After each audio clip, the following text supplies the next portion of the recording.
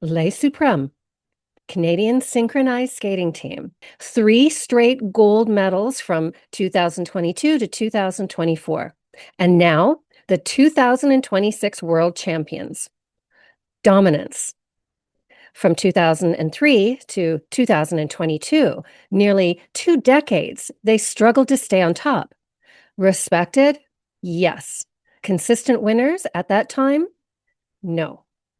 What changed? Not their skating ability, not their coaching staff, not their training hours. What changed was this: the athletes got a voice.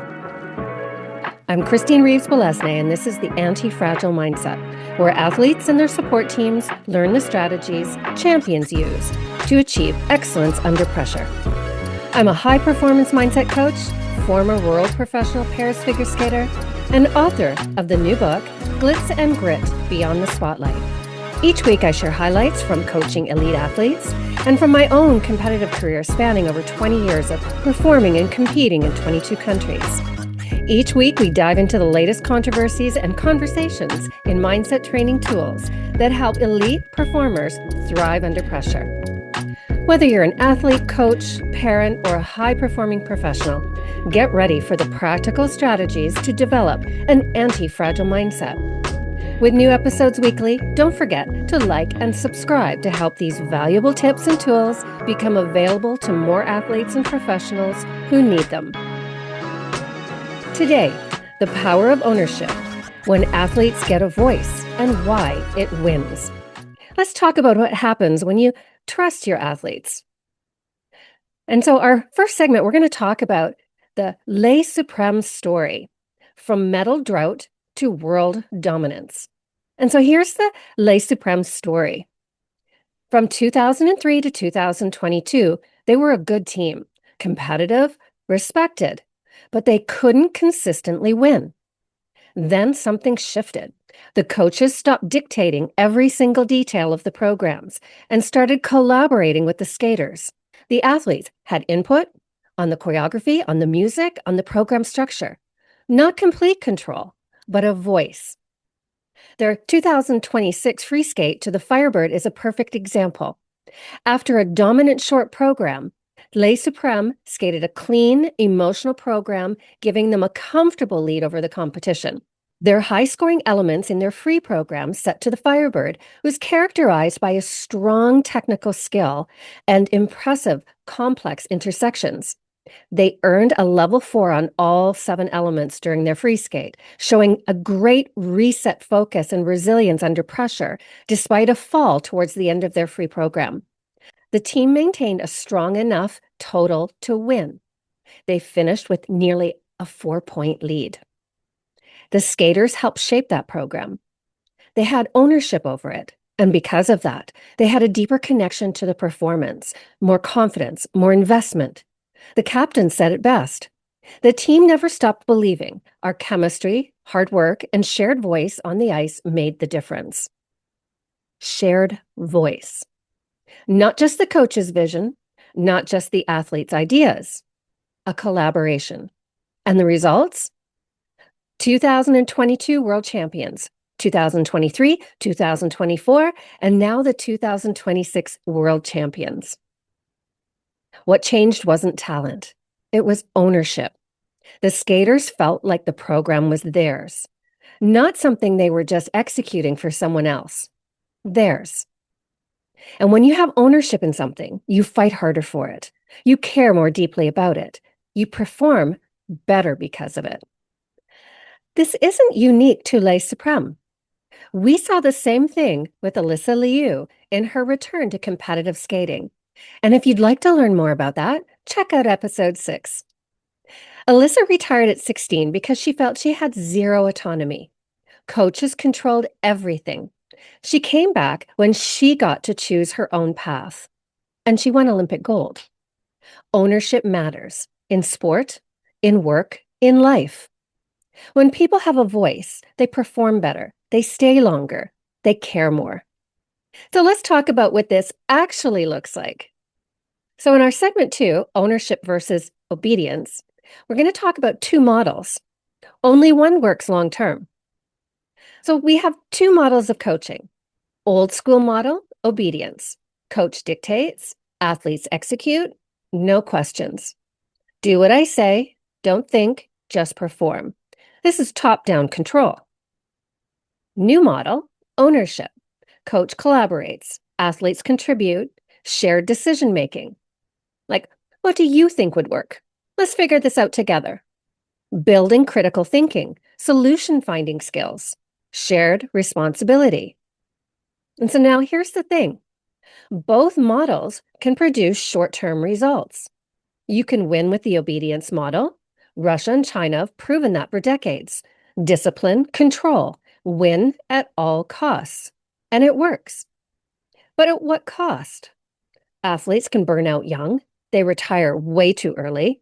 They struggle with identity crisis. They lose their love of the sport. They just endure it to get to the outcome. The ownership model, athletes compete longer. They enjoy their sport. They transition better after retirement. And they have their mental health intact.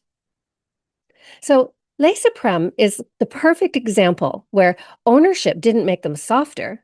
It actually made them stronger, more resilient, more cohesive, more invested. So how do you actually implement ownership without losing structure? Because that's the fear, right? Coaches think if I give them too much freedom, it'll be chaos. And here's the truth. Ownership doesn't mean the athletes run everything. It means they have input. And here's what ownership looks like in practice. 1, ask for input. Like, what music speaks to you for this program? What choreography options feel right for you?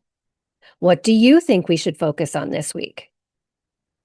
2, involve athletes in problem solving. This isn't working. What feels off to you? We're struggling with these transitions. What do you think might make this smoother? And 3, give choices within your structure. Here are 3 music options. Which one resonates to you? Which do you like best? Okay, we need to fix this section. We've got options with A, where we do this, B, we can do that, or C, let's try this. And 4, encourage athlete-led goal setting.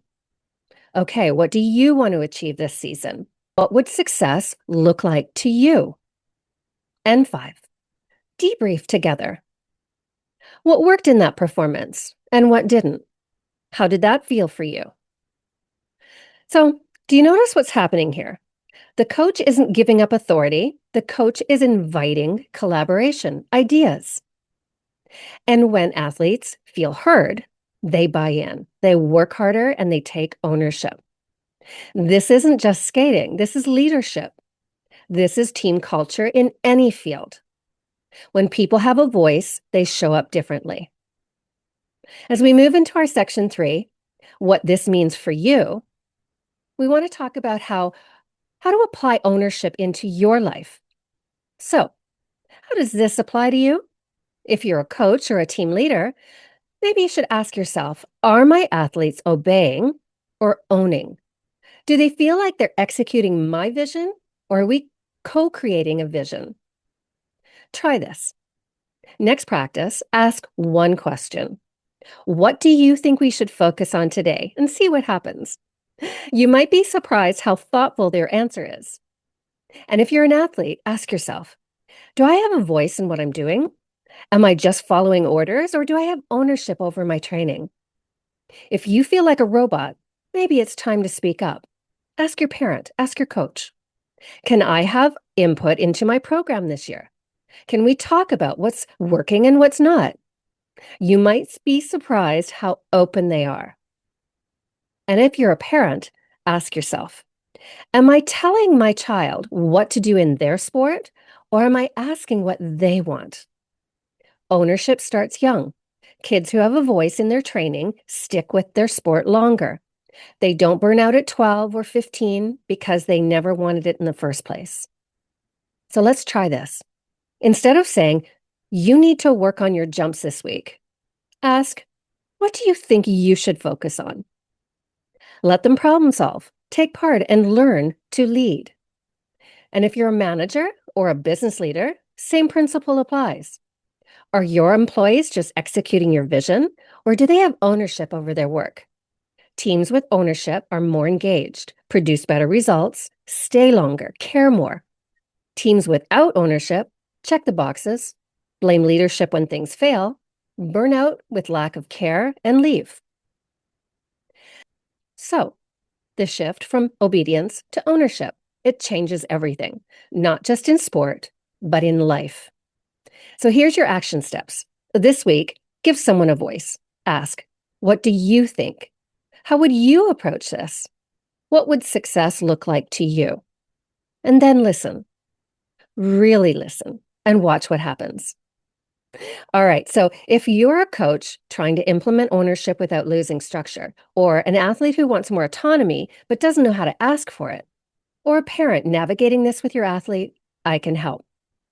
I offer one-on-one mental performance coaching for athletes, coaches, and parents, as well as professionals. Book a free 20-minute discovery call at christinereeves.ca/coaching. And if you want free resources on mental toughness, download my guides. One of them, the 3 mental toughness techniques for recovery and setbacks. You can find that on christinereeves.ca/freebies.